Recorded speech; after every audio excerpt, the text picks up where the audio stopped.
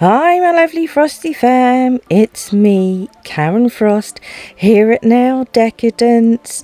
Welcome to my channel, welcome one and all. Got a little bit of a different type of video. I'm showing you my toes. I don't like toes. But as you can see, I did manage to record my mini pedi, so here it is. The footage is not the greatest, the angle's not the greatest. Next time I will change things around a little bit so you can see more, but yeah, so do bear in mind this was my first time trying to film a pedicure, which is really awkward and weird and hard. So the footage isn't the greatest from the angle perspective, but I figured I'd put it up anyway for those that just wanted to see how I did a mini pedi. So when I do a mini pedi, I don't really do all the scraping and of hard skin off the heels and stuff. I just concentrate on the toes. So wash my feet before I begin, of course, and then push back those cuticles. Now I was in desperate need of a pedi. As you can see, my toenails are quite long, so I haven't done one for a really long time, so I had quite a bit of cuticle. So pushing back the cuticles and scraping off the cuticle from the nail plate is essential if you want your gel polish to stick. The gel polishes that I'm using are the same as what you can see on my fingernails, so if you want to know about those, check out my Madam Glam review video and you'll see which colours I used there. I'll put a link in the cards for you so you can check out that video afterwards if you've not already seen it, for what I did with my fingernails. So my toes are going to match my fingernails, and I've not done that in a very long time. For those who are unaware, I have health issues, so trying to do my toes is not the easiest of tasks, and I get swollen ankles and swollen feet quite often. So fortunately the swelling went down and I was able to do it. I didn't really want to show you my big fat swollen feet, so whilst the swelling had gone down, I thought, oh, get the pedicure done. And that's what we're doing. So as you can see, I'm using my cuticle nippers to nip away any of that cuticle that was lifted off the nail plate and in the way. Cut that hanging skin off. I don't cut deep or anything. Be very careful. If you're bleeding, you've done something wrong. So yeah, and then I use this. Oh, I've totally forgotten what this tool is called. Oh Lord, I'm really sorry. I'll try and remember what it's called and flash it up on the screen. Right now, I'm brain fart as usual. Can't remember what it's called, but I use that to sort of get down the side walls of my toenails from where they're ingrown slightly on the sides. And what that does is it pulls it out of the skin, but it also files the sides a bit so that it's not sticking into the skin, which can get quite painful if you've got ingrown toenails.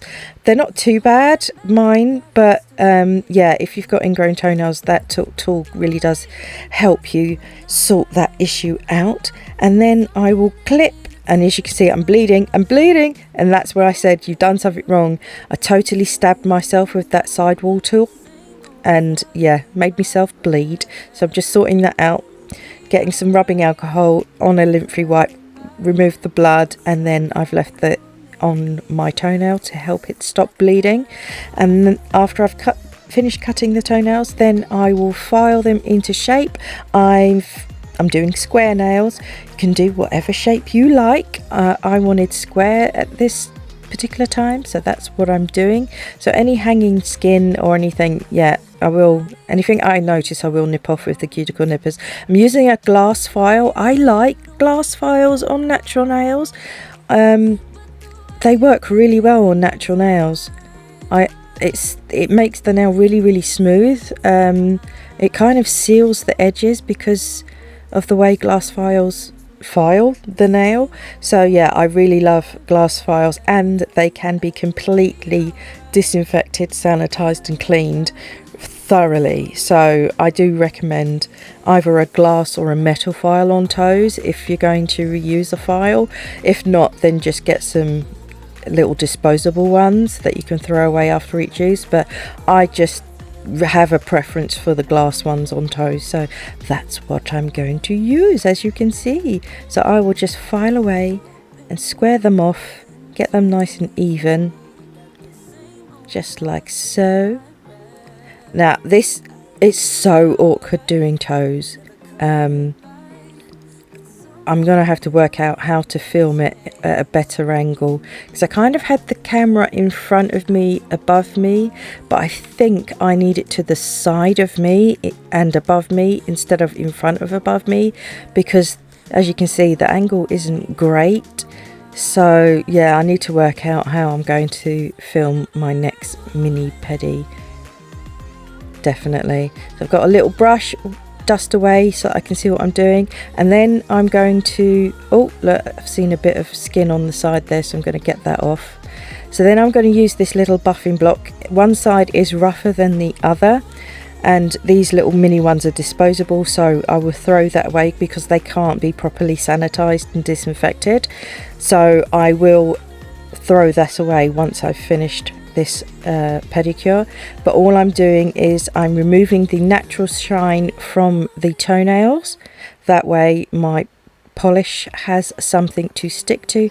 If you don't do this, it's likely that your polish will peel, whether you're using normal polish or gel polish. If you don't do this step, it will likely peel from the nail, because if the nail's shiny, it doesn't have something to grip to. So I will look over the toes, and if I see any bits of skin that are stuck in the crevices, I will get them out and then remove the dust, take a lint-free wipe with some rubbing alcohol and further remove all of the dust. Make sure the toenails are nice and clean, and now we can do the polishing bit. So these are the polishes. Like I said, the link is in the cards to the video of where I did my fingernails with these gel polishes. So what I'm doing is I'm getting prepared to paint my toenails, but I'm going to mix some of the colours together and see if I can get 5 colours. So I'm going to mix the blue and the pink together and get a gorgeous purple, as you can see. I was hoping that I could mix the blue and orange together and get a decent green, but it turned really muddy, so that was a fail. As you can see, that is not a nice colour, is it really? And I'm like, oh, maybe I should add a bit more blue, maybe there was too much orange. Slapped a bit of blue in there and it went even worse. So I tried to rescue it. I'm still trying, you know, I'm really determined to get this to work, but I should have given up already. I'm going to give it a go, and it looks like poo, and I'm like, no, it's not working. So I then decide to mix the orange and pink together to get a more of a corally orange. I mean, this orange is kind of corally, but if I put a bit more pink, it's definitely more on the coral side. So that's what I decided to use. I'm going to mix that purple together again. Get that nice. There we go. That's a really pretty purple, isn't it? So there we go. These are the 5 colours. It's yeah, I'm really disappointed I couldn't get a sort of greenish colour. I should have known that the orange was just too orange to get a green out of it. But anyway, so I've mixed those colours together, and now I'm going to put my base coat on. This is the base coat from Madame Glam. It's the Soak Off base coat. So I will apply a nice thin layer of that to the toenails. Try not to flood the sidewalls and the cuticle area, but if you do, make sure you remove it from the skin before you cure it. You don't want your base coat to be too thick, but you don't want it to be too thin. You need a happy medium for that. I'll cure that in place, if I can get my lamp to sit still. I always use the lamp that goes with the gel polishes to make sure that they cure correctly. And now I will do the colour. So I'm starting with the purple because I already had that on the brush. Just made life easier. So I'll do a layer of the purple. So I'll do 2 coats for each colour. So now I'm going to use the coral on, no, it's the orange on the big toe. I'm using the pink on the second to last toe. So they're all different colours to match my fingernails. On with the blue. If any gets on the skin like it has here, do make sure you remove it with a cleanup brush and some rubbing alcohol before you cure it in the lamp. You don't want the gel polish on the skin, it can cause lifting that way. You don't want that, you don't want your gel polish to peel off. I'm going to use the brush from the bottle to do my big toe because obviously it's a way bigger nail than the others. It makes sense to use the bottle instead of my teeny tiny little brush. Again, get close to that cuticle but try not to get it on the skin. And if any does get on the skin, clean up brush with some rubbing alcohol, get that off, neaten up the toenails. That way you get a more professional look. So even though you've done it at home, it will look like you've been to the salon. Clean that up. I can't believe I'm showing my toes on YouTube. This is so weird for me. I don't do toes. I don't like toes, and I don't like my toes. But obviously I'm only going to show you one foot because it's the same thing on both. So, and my other foot, I actually broke my big toe years ago and it just doesn't look right, so I'd never show you that one anyway. So second layer, now that I have cured that first layer, same thing again, but this time I'm going to cap the free edge. Very important when you're doing a gel polish on natural nails, always cap the free edge. But to make sure that the toenails don't look bulky, I don't cap on the first layer. I only cap the free edge on the second layer and with the top coat. That way I don't bulk out the nails. See, cap that free edge. Last one, the big toe, get that on. And wherever it's touched the skin, again, like I said, I will remove it with a little cleanup brush and some rubbing alcohol. Do remember to properly clean and sanitize and disinfect any brushes that you've used on your toes.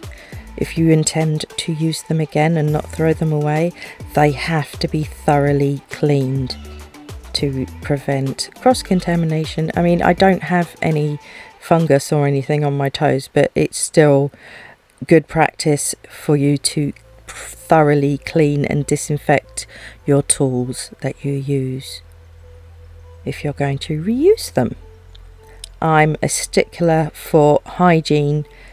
That's why one of the reasons why I started doing my own nails was because I noticed that the salon that I was attending, which was a non-standard salon, because back then I didn't realise how terrible they are, I noticed that I'd be waiting to get my nails done, and the person that was in front of me that was getting their nails done, they'd leave and the nail tech didn't clean anything. And I was like, hold on a minute, she's just left and you're going to use those same things on me and you've not cleaned anything and you've not got any new items clean out.